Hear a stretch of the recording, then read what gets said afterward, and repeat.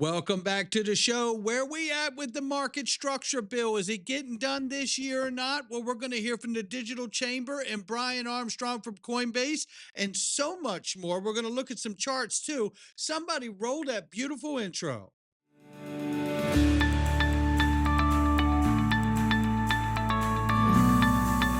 Digital Perspectives with Brad Kimes. Come on in.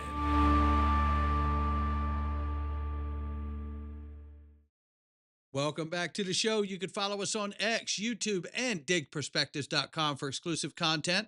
Right now, $3.27 trillion market cap for crypto. The market's off 1.7% right now.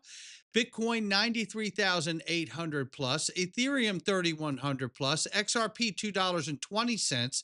Let's just start back here. The 24-hour right now for Bitcoin is off 1.6. The 7-day for Bitcoin is off 11.5.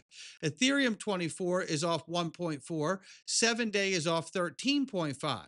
XRP's 24 is off 0.6 and its 7-day is off 12.9. So the market is bleeding heavily together collectively at the moment.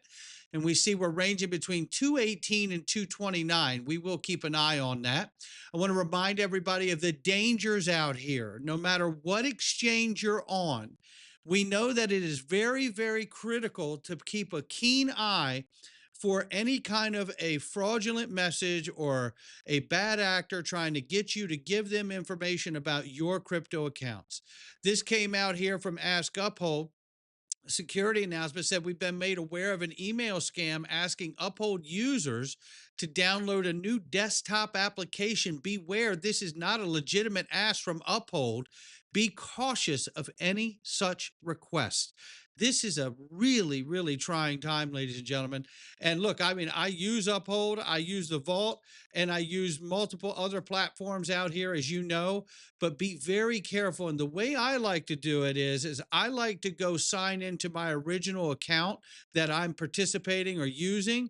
And I do that through my encrypted wallet.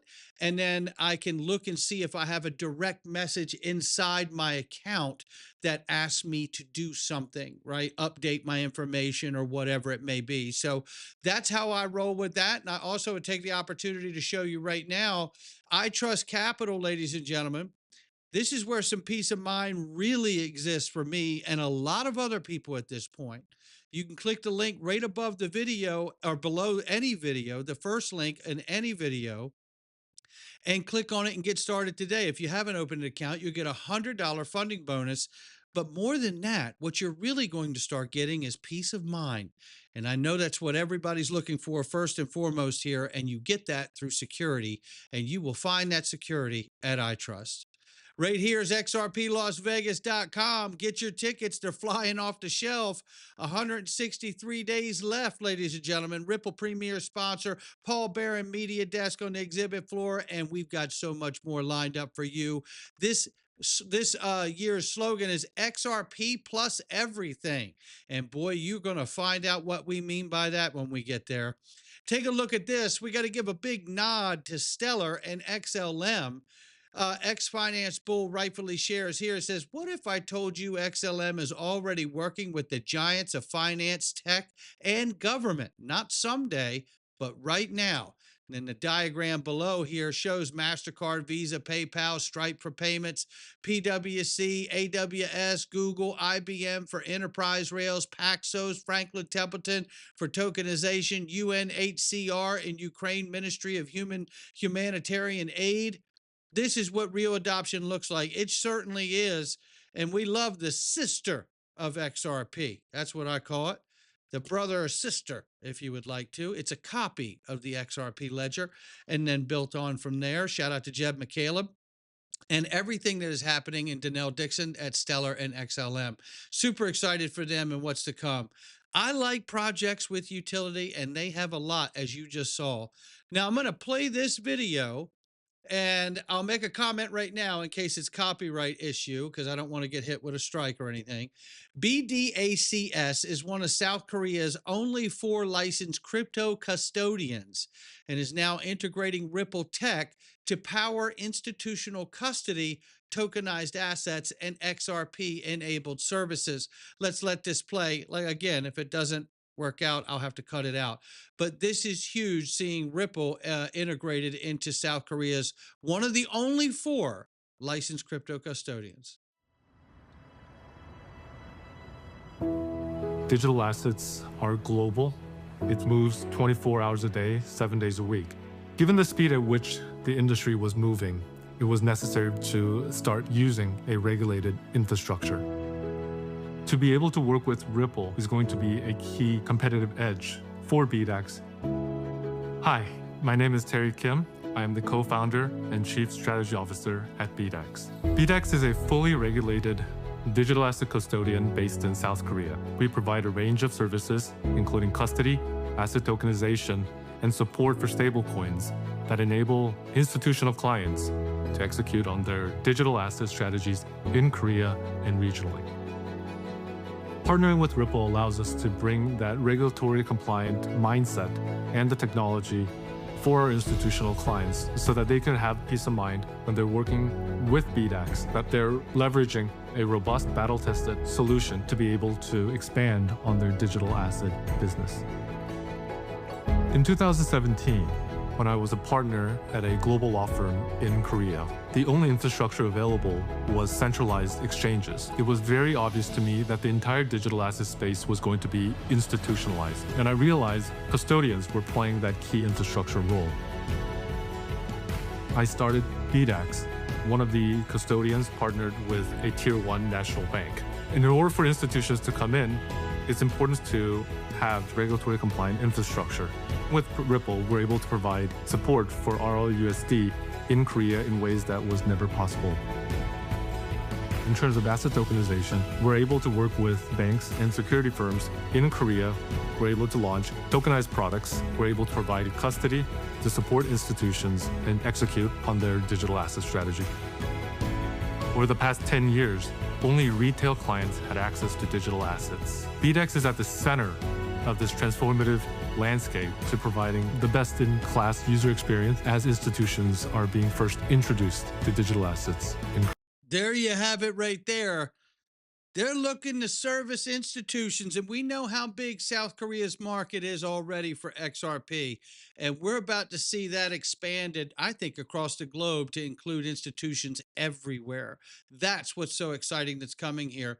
Just for those of you who don't know, BDAX is a leading regulated digital asset custodian in South Korea, where they have one of the largest audiences for XRP, specializing in secure, compliant custody solutions for institutional clients, such as asset managers, security firms, banks, and fintech companies. That's what I wanted to share with you right there. So you understand the focus is on institutions, ladies and gentlemen. And speaking of that, let's look at this update. Spot ETF flows last week saw Bitcoin outflows at 1.11 billion and Ethereum outflows at 728.57 million. Meanwhile, Solana saw 46.34 million in inflows, and XRP saw 243.5 million in inflows.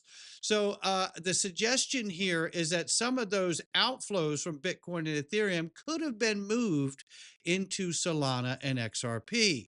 DAI, shout out to the GOAT, says that adults are entering the crypto room. It will be utility, not cartoon monkeys and marketing campaigns. I am inclined to agree with him on that. And here you see great weeks ahead. 9 XRP ETFs to launch between tomorrow and November 25th. This is super, super exciting. And then right here, let's talk about this. I know y'all want to know. I want to know where are we at with that crypto market structure legislation as it faces a year-end crunch in the Senate. We're running out of time, not just in the calendar year, but in this Congress, says Cody Carbone from the Digital Chamber. Shout out to Cody. And as he says that, we know that it goes down in here and it does remark. And I want to share this part here from Cody. The two committees need to talk to each other right now. It's being done in somewhat of a siloed format. Digital Chamber CEO Cody Carbone told Crypto in America, what I think will happen next is Senate Ag Committee continues to take industry feedback, and over the next few weeks, they start filling out those bracketed portions. Remember, the bracketed portions of the draft bill are the parts that they're not agreement on between the two committees just yet. Carbone said he expects banking to take the lead on DeFi regulation, since it falls mainly under their jurisdiction, which means the key part of the bill that the industry is waiting for and that it will likely face most scrutiny has yet to be released. So then, if the committees can get the bills through their respective markups next month, the two texts will then be merged into a single piece of legislation and head to the Senate floor for a full vote. Adding to the urgency with the holiday season and year-end approaching, many expect the voting process and market structure bill potentially becoming law to be pushed into next year's session, where much of the focus in the latter half will be dominated by midterm elections. We're running out of time, not just in the calendar year, but in Congress, Carbone said. Now, to hear from Brian Armstrong, this feels like a little more of an optimistic view. He says we're 90% of the way there. Take a listen. Yeah, well, we had great meetings with the Democrats in the Senate and on the Republican side today. And the good news is that there's strong bipartisan support and will to get this market structure legislation done. It's important for America, and the 50 million Americans who've used crypto want to see it get done. And so one date we heard floated was, let's try to get this markup done before Thanksgiving. I think that there's 90% of the issues are already aligned on and agreed, and there's draft text going back and forth, a lot of great cross-functional collaboration happening. That last 10% are the remaining issues, and everyone committed to get in the room together and work it out, and hopefully we'll see some draft text or get it out of committee by Thanksgiving. Well, there you have it. The push is still on, ladies and gentlemen. What will it be? I don't know, but I do tell you this as a reminder. Congressional officials use the same dollars to buy their kids sneakers just like we do. They're going to get this figured out. I don't care how much they act like they can't. They're going to get it figured out, because this ultimately is about preserving the U.S. dollar dominance as we move into a new digital on-chain economy. Make no mistake about that. That's first and foremost every single time. And then there's everything else, right? That's where we're at here. Listen, we're going into the Freedom Zone again today. And today we're going to dig down beyond. We're going to take a look at some of the projections of what XRP ETFs could do to XRP's price over time. And then we're going to look at some charts as well, but we're going to do all of that in the Freedom Zone. I hope you will join us. Click the link below to join. It is the greatest way to stay in contact with us here at the channel, and we love to have that direct connection with you. Obviously, things are very sketch when it comes to being on YouTube. You guys have seen I haven't done anything wrong the last 8 years. I make the same kind of videos. I know how to follow policy, and just randomly, they want to turn you off. And it's unacceptable, and I hope you guys understand and respect that from my end, that I have to do the things that I need to preserve my ability to be a professional and continue to work in this space. So I hope you will click the button and join us inside. We're super grateful for all of you to do. We're going in right now.